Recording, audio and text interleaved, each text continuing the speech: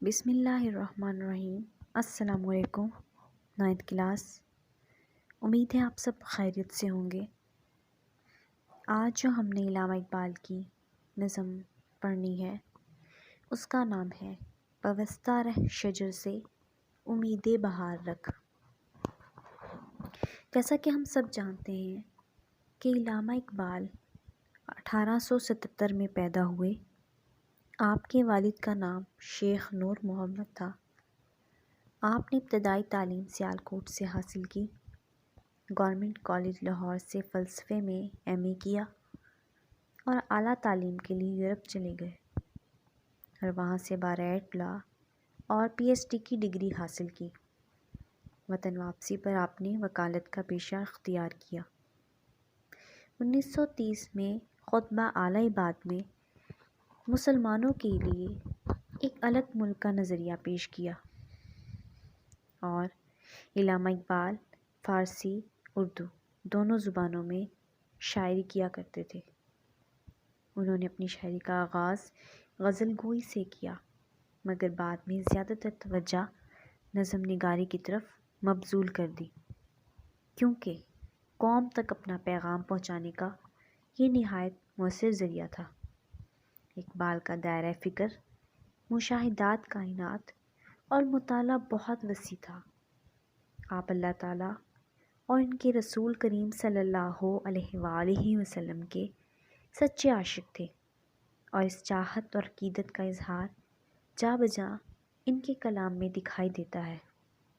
اقبال نے محض روایتی عشق و عاشقی کے موضوعات سے ہٹ کر اپنی شاعری میں زندگی، کائنات، خدا، ابلیس، عقل و خرد، تصوف، قومیت، مرد و مومن، سیاست و ملکیت اور خودی و بے خودی کا فلسفہ پیش کیا ہے۔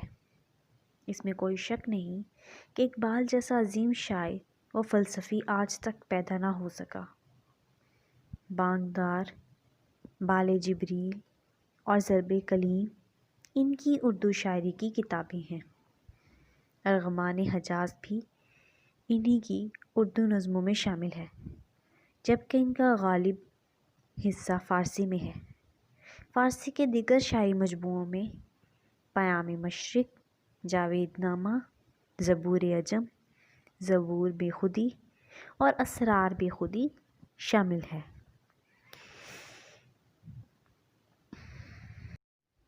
شعر نمبر 1۔ ڈالی گئی جو فصل خزاں میں شجر سے ٹوٹ، ممکن نہیں ہری ہو سحاب بہار سے۔ علامہ اقبال اسلام کے بہت بڑے علمبردار اور ملت اسلامیہ کی اتحاد و اتفاق کے داعی تھے۔ اس شعر میں انہوں نے اخوت، بھائی چارہ اور اتفاق و اتحاد کا درس دیا ہے۔ اس کے ساتھ ساتھ انہوں نے فرد و ملت کے تعلق کو واضح کیا ہے اور بتایا ہے کہ اس وقت دنیا میں مسلمانوں کی تعداد 100 ارب کے برابر ہے۔ ان کے پاس بے پناہ انفرادی اور مالی وسائل موجود ہیں، بس اگر وہ اپنا جذبہ ایمان اور ان کی یکجہتی کا مظاہرہ کریں تو ایک دوسرے سے پیوستہ رہ سکتے ہیں اور دنیا کی کوئی طاقت ان کی طرف آنکھ اٹھا کر دیکھ نہیں سکتی۔ شعر نمبر 2۔ ہے لازوال عہد خزاں اس کے واسطے، کچھ واسطہ نہیں ہے اسے برگ و بار سے۔ اس شعر میں علامہ اقبال فرماتے ہیں کہ امت مسلمہ اخوت اور بھائی چارے کے حوالے سے محبت کی کمی کا شکار ہے۔ کہیں نسلی تفاخر، کہیں ذات پات کی تفریق اور کہیں رنگ و نسل کا امتیاز ملتا ہے۔ اقبال کہتے ہیں کہ وہ ٹہنی جو درخت سے الگ ہو جاتی ہے، اس پر زوال کی حالت طاری ہو جاتی ہے، اس پر کبھی پھول نہیں آتے، اس کی زندگی کا خاتمہ ہو جاتا ہے۔ وہ سرسبز ہوتی ہے، نہ پھول آنے کے قابل رہتی ہے، اس پر ہمیشہ ہی خزاں چھائی رہتی ہے۔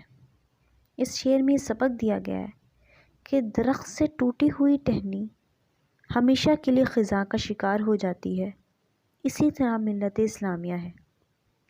ملت اسلامیہ سے وابستہ رہ کر مسلمان اس دنیا میں سرخرو ہو سکتا ہے۔ حدیث میں ہے کہ مسلمان دوسرا مسلمان، یہ سب مسلمان آپس میں ایک دیوار کی مانند ہیں اور ایک عمارت کی مانند ہیں، جس میں ایک اینٹ دوسری اینٹ کی تقویت کا باعث بنتی ہے۔ شعر نمبر 3۔ ہے تیرے گلستان میں بھی فصل خزاں کا دور، خالی ہے جیب گل زر کامل عیار سے۔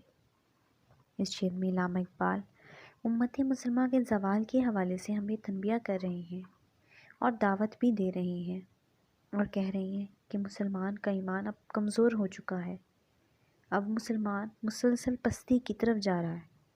جب مسلمانوں میں آپس میں متحد ہونے کی صلاحیت تھی تو انہوں نے ایران جیسے عظیم الشان سلطنت کو الٹ کر رکھ دیا تھا۔ اور اس شعر میں شاعر یہ کہنا چاہتے ہیں کہ اس وقت مسلمان زوال کا شکار ہیں، اور اس زوال سے نکلنے کا بس ایک ہی طریقہ ہے کہ آپس میں اتحاد و اتفاق قائم ہو اور فرقہ واریت کو چھوڑ دیا جائے۔ جب اسلام نے ہی مسلمانوں کو آپس میں بھائی بھائی بنا دیا ہے تو پھر یہ انتشار، یہ فرقہ واریت، یہ پھوٹ کیسی؟ شعر نمبر 4۔ جو نغمہ زن تھے خلوت اوراق میں طیور، رخصت ہوئے تیرے شجرے سایہ دار سے۔ اس شعر میں علامہ اقبال فرما رہے ہیں کہ مسلمانوں میں اب زوال قائم ہو چکا ہے، اور ان کا کہنا ہے کہ مسلمان تیرے چمن میں گیت گانے والے سب پرندے جو میٹھے گیت گایا کرتے تھے وہ سب اڑ چکے ہیں۔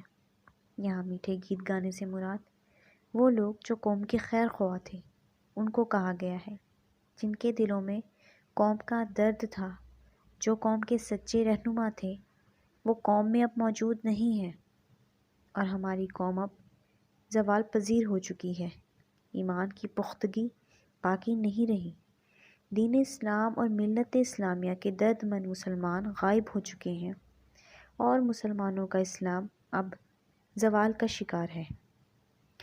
اب مسلمانوں کو خود ہی اس حقیقت سے آشنا ہونا پڑے گا اور اس نقطے کو سمجھنا پڑے گا کہ کامیابی کے لیے قوم میں اتحاد ضروری ہے۔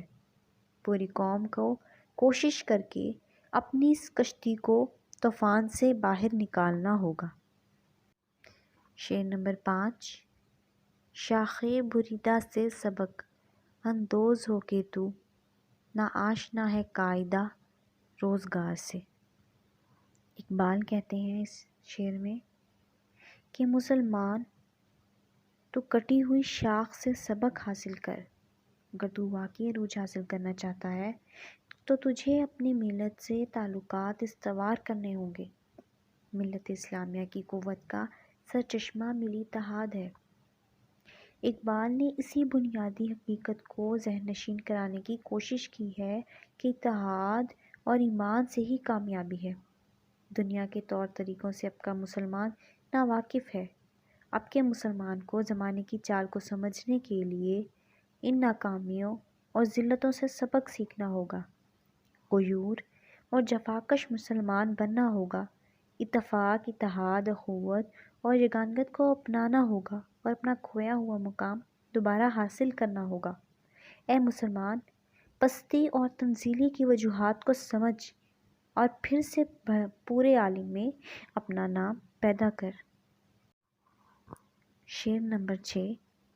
ملت کے ساتھ رابطہ استوار رکھ، پیوستہ رہ شجر سے امید بہار رکھ۔